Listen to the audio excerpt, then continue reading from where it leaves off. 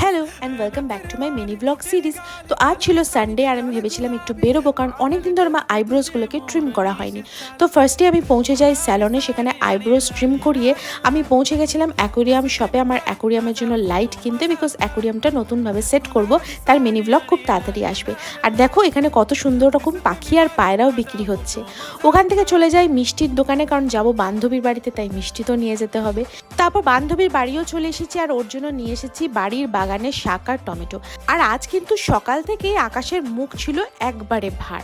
তো তারপর আবার কি 2-2.5 ঘন্টা বান্ধবী বাড়িতে আড্ডা টাড্ডা দিয়ে চলে আসি সবজির দোকানে সবজি কিনতে, আর কাল সোমবার পুজোর জন্য কিছু ফল আর ফুলের মালা কিনতে। তারপর আর কি টায়ার্ড হয়ে চলে এলাম বাড়ি এসে আগে বান্ধবীকে জানালাম যে সেফলি বাড়ি পৌঁছে গেছি। তো আজকের মতন মিনি ব্লগ ছিল এইটুকুই। যদি মিনি ব্লগটা ভালো লেগে থাকে তো don't forget to like, comment, share and subscribe. দেখা হবে পরে। Till then by.